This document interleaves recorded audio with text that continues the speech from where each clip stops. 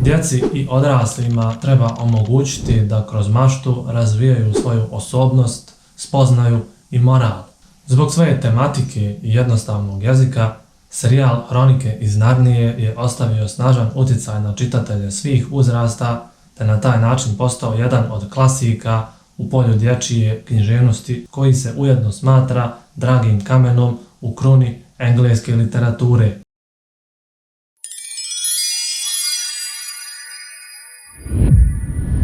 Serijal Hronike iz Narnije je jedan od najpoznatijih serijala dječjih knjiga u svijetu. Napisao ih je pisac Clive Lewis. Serijal se sastoji od 7 knjiga, među kojima su najpoznatije Lav, vještica i ormar, zatim Kraljević Kaspijan i Plovidba broda Zorogaza. Ove 3 knjige imaju i svoje televizijske i filmske adaptacije, zbog čega su u današnje vrijeme postale još popularnije. Radnja serijala je smještena u izmišljeno carstvo Narnije, fantastični svijet magije, mitskih zvijeri i životinja koje govore. Pripovijeda o avanturama različite djece koja igraju središnje uloge u historiji narnijskog svijeta. Osim u knjizi Konj i njegov dječak, svi protagonisti su djeca iz stvarnog svijeta koja su magično prevezena u Narniju, gdje ih Lav Aslan ponekad poziva da zaštite Narniju od zla. 1950. godine je objavljena prva knjiga ovoga serijala, a to je Lav, vještica i ormar. Međutim, pisac napominje da se knjige ne bi trebale čitati redoslijedom kojim su objavljene, već hronološki po radnji koju predstavljaju, i zbog toga je on sam preporučio redoslijed čitanja. Tako se preporučuje da se prvo čita knjiga Čarobnjakov nećak, objavljena 1955. godine. Ta knjiga govori o stvaranju Narnije, koju je lik Lava Aslana dozvao u život, a daljnja radnja odvija se za vrijeme prve narnijske godine. Nakon te knjige preporučuje se da se čita knjiga Lav, vještica i ormar, u kojoj se radnja odvija 1000. narnijske godine. Priča govori o 2 brata i 2 sestre koji su igrom slučaja završili u Narniji i oslobodili je od vječne zime koju je na nju bacila zla bijela vještica. To su uspjeli uz pomoć slavnog Aslana, koji je u ovom dijelu serijala i umro, ali vrlo simbolički i uskrsnuo, te kao duh pomagao glavnim junacima i u ostalim knjigama.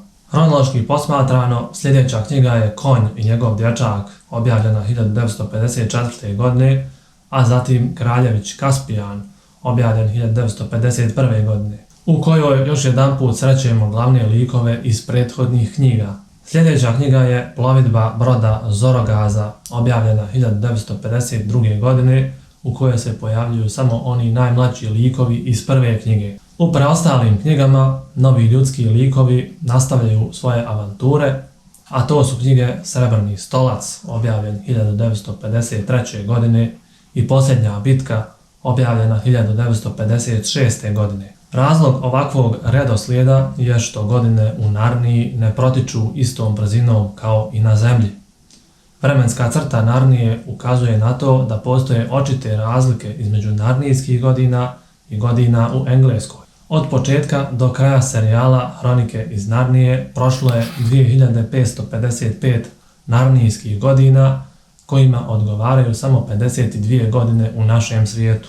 Hronike iz Narnije opisuju svijet u kojem Narnija postoji kao jednu veliku kopnenu masu, okruženu okeanom.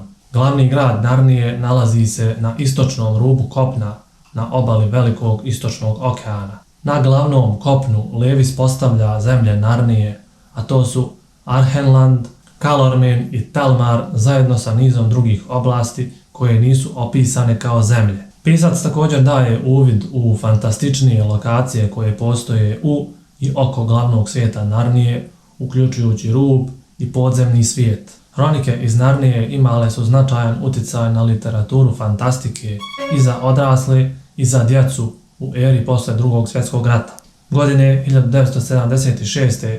naučnica Susan Cornell pohvalila je Lewisa zbog njegovih čudno moćnih fantazija, te je tvrdila da se djeca mogu povezati sa knjigama o Narniji, jer su junaci i heroine bili realistični likovi, svaki sa svojim prepoznatljivim glasom i ličnošću. Nadalje, protagonisti postaju moćni kraljevi i kraljice koji odlučuju o sudbini kraljevstva, dok su odrasli u knjigama o Narniji obično bili glupani, što je preokretom normalnog poretka stvari bilo ugodno za mnoge mlade. Joanna Rowling, autorka serijala o Harryu Potteru o kojem možete pronaći video na ovom kanalu, kaže da je kao dijete bila obožavatelj Lewisovih dijela i navodi uticaj hronika na njen rad. Lik koji se pojavljuje u svim knjigama je lav Aslan. On je očiti simbol Isusa Krista koji se žrtvuje za svoj narod, biva mučen i razapet, a onda njegov duh uskrsava i jači nego što je bio za vrijeme života. Ova očita simbolika je jedna od mnogih kršćanskih koje se javljaju u knjigama. Religijski motivi su primjetni i u knjizi Kraljević Kaspijan, koja u sebi sadržava neke od jasnih simbolika vječnog života, kao i u knjizi Putovanje broda Zorogaza, u kojem se spominje život poslije života, što predstavlja jasnu metaforu za raj. U Čarobnjakovom nečaku prikazani su motivi stvaranja svijeta, a u posljednjoj bitci njegov kraj. Srebrni stolac bavi se pitanjima apostola, to jest učenika i Aslanovih sljedbenika. Poruka ovih knjiga je svjetska, svevremenska i izrazito je zanimljivo predočena. Avanture koje prolaze djeca u Narniji vrhunac su mašte, izrazito dobro predočene, uzbudljive i poučne.